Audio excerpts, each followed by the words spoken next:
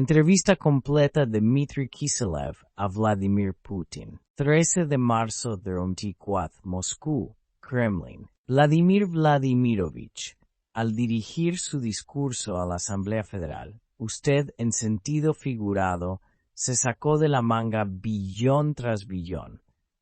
Por lo tanto, propusieron un plan absolutamente asombroso para el desarrollo del país. Absolutamente asombroso. Esta es una Rusia diferente, con una infraestructura diferente, un sistema social diferente, simplemente un país de ensueño. Así quiero preguntar, hacer la pregunta favorita de Vysotsky. ¿Dónde está el dinero sin? ¿Lo hemos ganado en absoluto? Sí, por supuesto. Además, en primer lugar, todo se hace como resultado del minucioso trabajo de la comunidad de expertos, los especialistas del gobierno y la administración. Todo está totalmente en línea con las reglas presupuestarias y de hecho es bastante conservador porque algunos expertos creen que debería haber y habrá más ingresos. Esto significa que sería necesario planificar grandes gastos, porque esto debería afectar directamente a las perspectivas de desarrollo económico. En general, es correcto, pero en 2018 también planeamos asignar 8 billones al desarrollo de la economía y la esfera social y luego aumentar estos costos. Creo que es probable que si todo se desarrolla tan optimista a partir de este entorno experto que mencioné, digamos, entonces podemos y deberíamos y podremos aumentar estos costos en varias áreas. Así que estamos hablando del periodo de 6 años. Así es. Se trata del periodo de 6 años. Ahora estamos estableciendo el presupuesto para el plan de 3 años, para un periodo de planificación de 3 años, como decimos. Pero por supuesto, cuando nos estábamos preparando para el mensaje, porque todo el equipo está trabajando, procedimos del hecho de que calcularíamos nuestros ingresos y gastos en aquellas áreas que consideramos clave, durante 6 años. Pero todavía hay proyectos literalmente impresionantes. Por ejemplo, la carretera Sochi-Yubga, 130 kilómetros, de los cuales 90 kilómetros son túneles, y el resto son probablemente puentes, a juzgar por el paisaje. 1.000 millones y medio solo en los primeros 3 años, y lo ideal es que la ruta esté lista en 2030. ¿Qué tan necesario es esto y será suficiente para ganar? La gente necesita esta ruta. Después de todo, las familias con niños no pueden llegar a Sochi en coche. Todo el mundo está en algún lugar de la zona de Gelendzhik, Novorossiysk y se detiene porque la pista es muy pesada, serpentina. Hay varias opciones de construcción. Lo discutiremos otro día, en los próximos días, ya sea para hacer antes de Yubga o para hacer primero de Yubga a Sochi. Algunos miembros del gobierno proponen hacerlo por etapas. Otros creen que tienes que hacer todo a la vez, porque de lo contrario habrá un cuello estrecho desde Yubga hasta Sochi. La primera parte, si miras desde Novorossiysk, es más o menos decente, y la cobertura no es mala, pero es muy estrecha. Si lo hacemos antes de Sochi como la primera parte, entonces pueden producirse atascos de tráfico en este pequeño espacio, de los que ya hay bastantes. En general, determinaremos esto con especialistas, cómo, qué etapas, pero debería hacerse. Es necesario, por supuesto, determinar finalmente el costo del proyecto para garantizar que todo permanezca dentro del marco de los planes financieros. En primer lugar, los intereses de las personas, pero también la economía. El desarrollo de los territorios en el sur del país es muy importante. Si podemos permitirnos inversiones tan grandes, significa que el país se está haciendo rico rápidamente, especialmente en las condiciones del SBO, en las condiciones de casi 15.000 sanciones, completamente salvajes. Además, también nos fijamos la tarea de reducir la pobreza, incluso en las familias numerosas. ¿No es demasiado atrevido? No. Mira si vuelves a este camino. Cuando hablé con los miembros del gobierno, como saben, el Ministerio de Finanzas siempre es tan, en el buen sentido, ahorrativo, siempre muy conservador sobre el gasto, y luego el ministro de Finanzas me dijo, casi al pie de la letra, hoy, en contra de la construcción de esta carretera, están aquellos que nunca la han pasado. Es decir, tenemos que hacer rodar a todo el gobierno. Deadly, y tiene razón, porque es especialmente para las familias con niños. En cuanto a si nos hacemos ricos o no. La economía está creciendo. Esto es un hecho, y un hecho que no es registrado por nosotros, sino por las organizaciones económicas y financieras internacionales. Realmente superamos a la República Federal de Alemania en términos de paridad de poder adquisitivo, tomamos su lugar, el quinto lugar, entre las economías más grandes del mundo. En mi opinión, la economía de Alemania disminuyó un 0,3% el año pasado y nosotros crecimos un 3,6%. Japón creció un pequeño porcentaje, pero si todo se desarrolla al mismo ritmo que hoy, tenemos todas las posibilidades de tomar el lugar de Japón y convertirnos en la cuarta economía del mundo en un futuro próximo.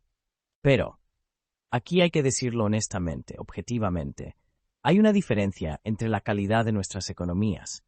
En términos de paridad de poder adquisitivo, es decir, en volumen, somos realmente quintos ahora, y hay muchas posibilidades de tomar el lugar de Japón. Pero la estructura de las economías de estos países, por supuesto, es favorablemente diferente. Todavía tenemos mucho que hacer para asegurarnos de que no solo en términos de paridad de poder adquisitivo, sino también en términos de per cápita, tengamos una posición decente, la primera. Y la segunda es que la estructura en sí debería cambiar para que sea mucho más efectiva, más moderna y más innovadora. Eso es en lo que vamos a trabajar. En cuanto a los ingresos, la paridad del poder adquisitivo es un indicador muy importante. Este es el volumen, el tamaño de la economía. Esto significa que el Estado tiene fondos a su disposición a través del sistema tributario en todos los niveles para resolver tareas estratégicas. Esto nos da la oportunidad de desarrollarnos como consideramos necesario para nuestro país. Kiselev.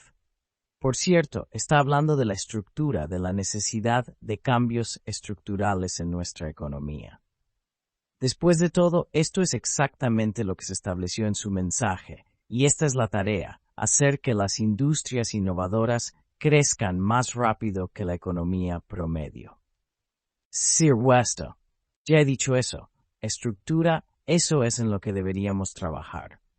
El futuro de nuestra economía, el futuro de los recursos laborales, la eficiencia y la productividad laboral dependen de ella. Una de las principales tareas de hoy en día es aumentar la productividad laboral, porque en condiciones de escasez de mano de obra y recursos laborales, solo tenemos una forma de desarrollarnos de manera efectiva: aumentar la productividad laboral.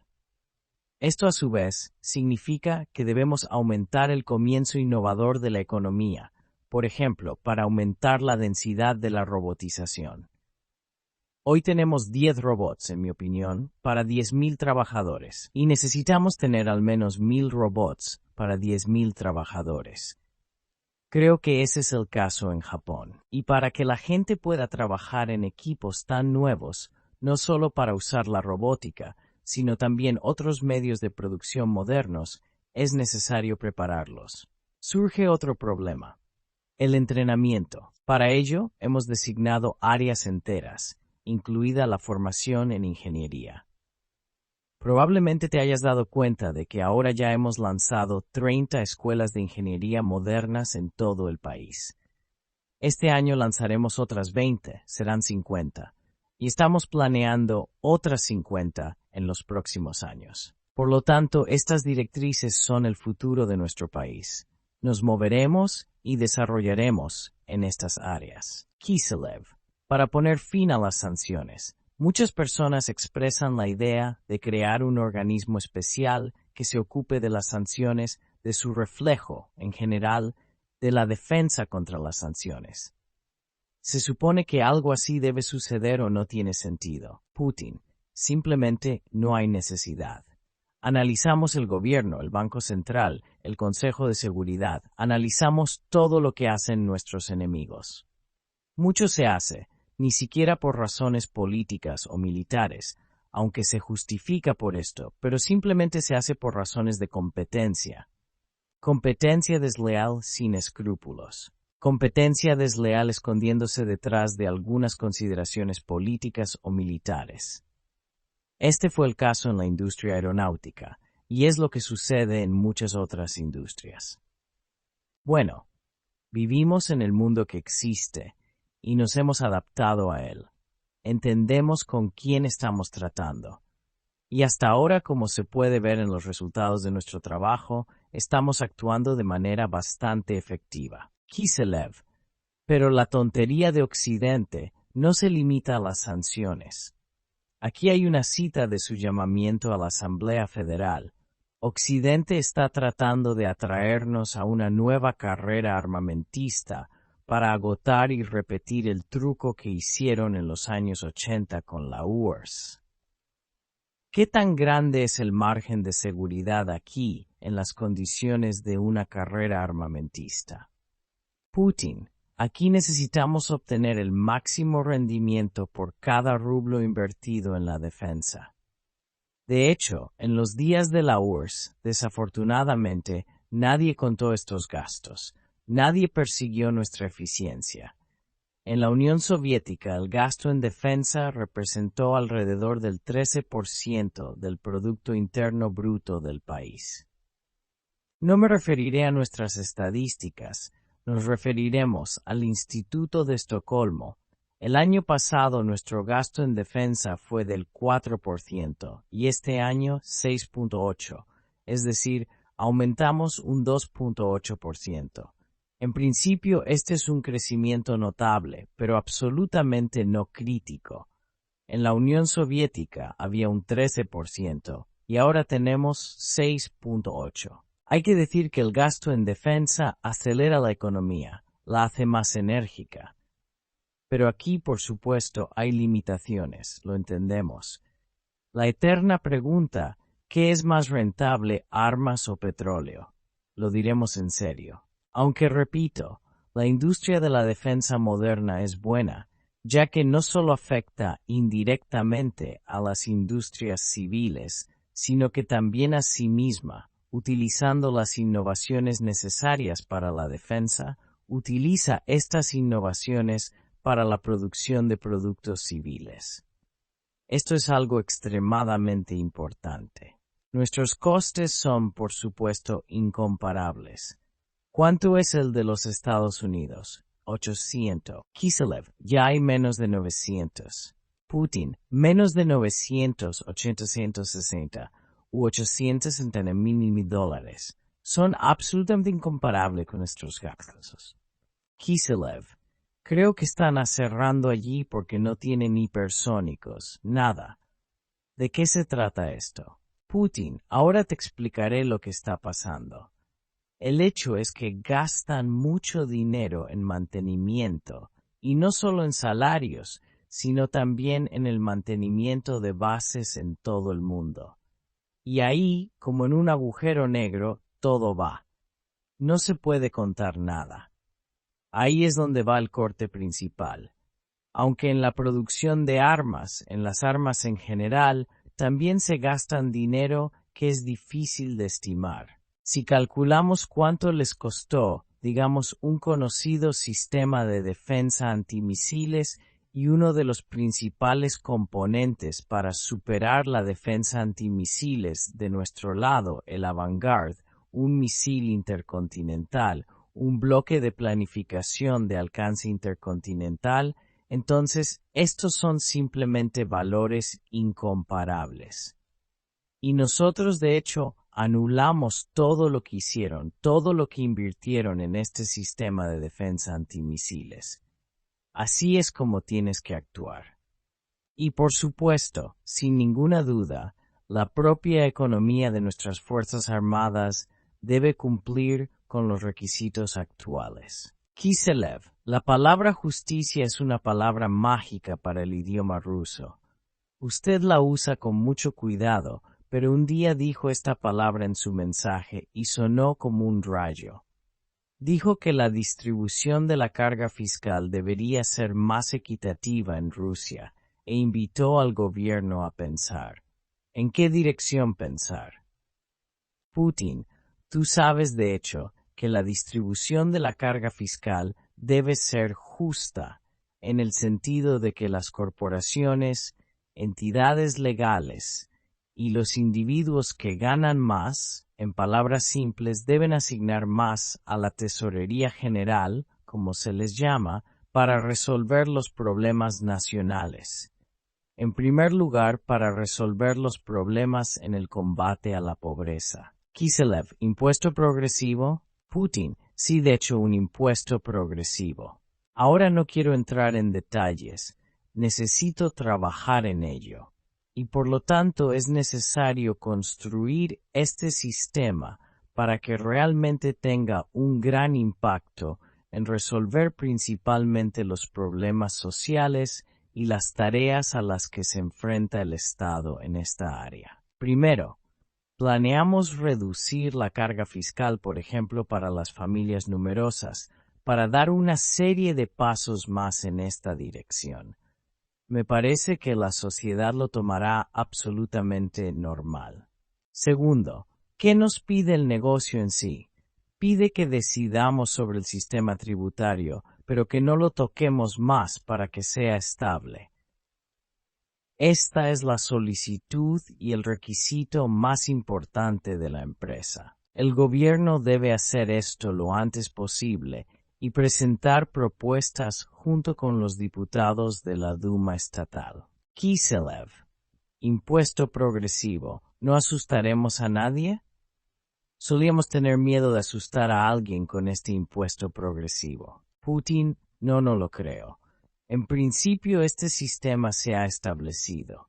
Incluso aquellos que eran ardientes partidarios de la escala plana, los autores de la escala plana, ahora creen que en general estamos listos para actuar de manera mucho más selectiva. Kiselev, durante su apelación, agradeció a los colegas del gobierno. Esta fue la redacción. ¿Significa esto que el gobierno de Mishustin, si gana, permanecerá? Putin.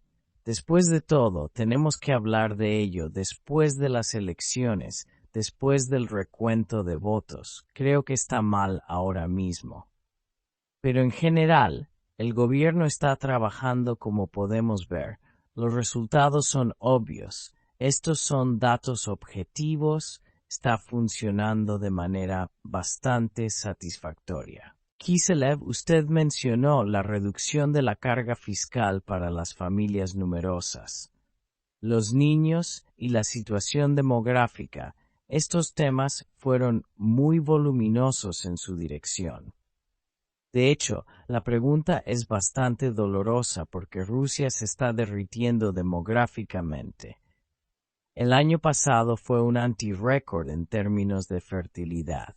Putin, la tasa de natalidad, en mi opinión, es de 1.31 o 1.39.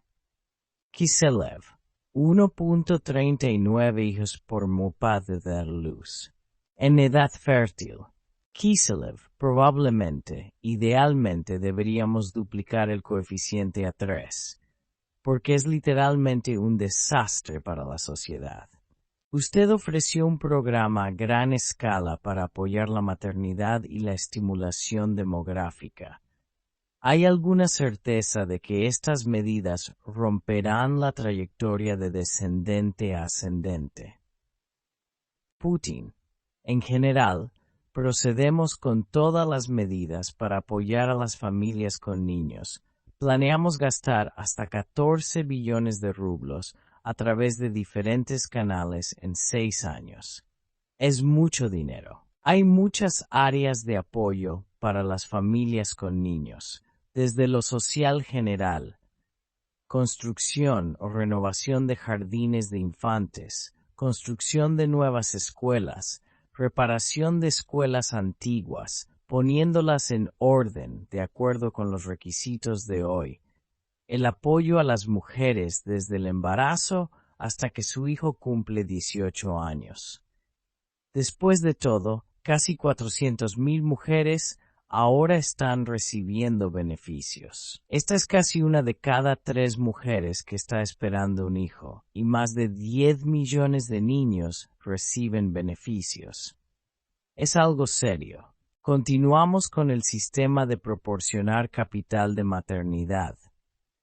Ahora se están tomando estas decisiones. Continuamos con los pagos por la cantidad de 450,000 rublos por familia si aparece un tercer hijo allí para pagar el préstamo hipotecario. Hemos mantenido los beneficios de préstamos hipotecarios para familias con hijos. En general es un conjunto completo de acciones que van en direcciones muy diferentes para apoyar a las familias. Por supuesto, ya has mencionado esto. Esta es la lucha contra la pobreza, porque por supuesto es mucho más difícil para las familias con niños que para aquellas familias en las que no hay niños. Eso es comprensible. Los costos son altos. Sin embargo, hemos logrado hacer mucho en esta dirección. Mira, hace 20 años teníamos, en mi opinión, el 29% de la población por debajo del umbral de pobreza. Son 42 millones de personas. Ahora el 9.3%, según los datos más recientes, pero también son 13 millones y medio de personas. Son muchos. Por supuesto, tenemos que hacer todo lo posible para reducirlo al menos al 7%. Y para las familias numerosas, hay una cifra más modesta, pero también debería aumentarse. ¿Qué empezamos cuando hablamos de problemas de fertilidad? Ya lo he dicho muchas veces, y los expertos dicen al respecto, estas son cosas objetivas, a saber, hemos tenido 2 caídas muy grandes en la tasa de natalidad. Durante la Gran Guerra Patriótica, 1943 a 1944, una disminución comparable se produjo inmediatamente después del colapso de la Unión Soviética. Solo 1-1, la misma disminución de la fertilidad. Está claro, es porque el sistema de apoyo social se había derrumbado. No importa lo débil que fuera en la Unión Soviética, si podemos hablar de ello, pero aún así lo fue. Y después del colapso de la Unión Soviética desapareció casi por completo, y la pobreza comenzó a ser total. ¿Para qué decirlo? No hay necesidad ahora. En cualquier caso, el horizonte de planificación familiar ha disminuido en estos años, y la tasa de natalidad ha caído antes de los años de la guerra. Luego tuvimos un aumento, y ahora tenemos un número bastante grande de niños jóvenes que entrarán en la edad adulta y en la edad fértil en unos pocos años, y partimos del hecho de que nuestros indicadores aumentarán. Lo que dijiste es una tendencia global.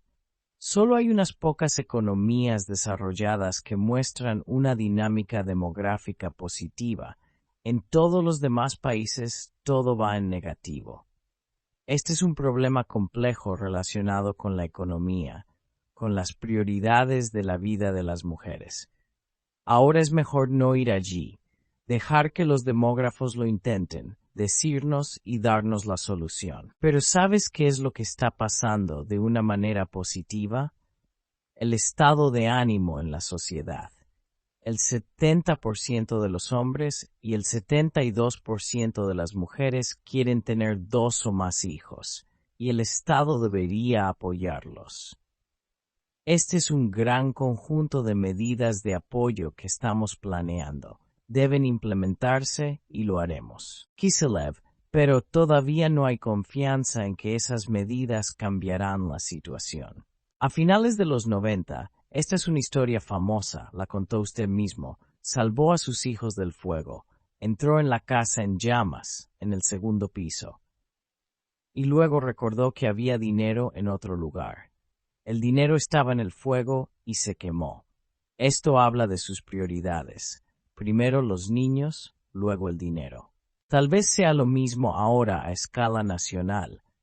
No importan 14 billones, sino ir directamente a por todo y crear un programa de este tipo para garantizar el revertir esta situación. Putin, ya sabes, tienes que ver esto en el transcurso de los eventos, como se dice. A principios de la década de 2000, tomamos una serie de pasos en el campo de la demografía, incluida la introducción del capital de maternidad, una serie de otras medidas que dieron un resultado positivo obvio para que pudiéramos lograr los objetivos que necesitábamos. Kiselev, así que hay tal experiencia. Putin, hay experiencia por supuesto, hay experiencia. Y utilizando esta experiencia, otros desarrollos modernos, después de todo, debemos contar con el hecho de que lograremos los objetivos que nos fijamos a nosotros mismos. Y a medida que se desarrollen los acontecimientos, ajustaremos esas medidas o añadiremos algo más a las medidas que aplicaremos. Por ejemplo, ahora hemos declarado el Año de la Familia. Tenemos un nuevo proyecto nacional, Familia. Hay elementos que nunca hemos usado antes. Por ejemplo, se planificarán 75.000 millones de rublos para aquellas regiones donde la tasa de natalidad es inferior a la media nacional. Estas son principalmente las regiones centrales de Rusia y el noroeste. 75.000 millones es dinero decente. Solo tienes que deshacerte de ellos de manera competente. También existe un componente como el cuidado de las personas mayores. Hay otras medidas de apoyo. Tenemos que aumentar la tasa de natalidad y aumentar la esperanza de vida. Entonces estabilizaremos la población del país.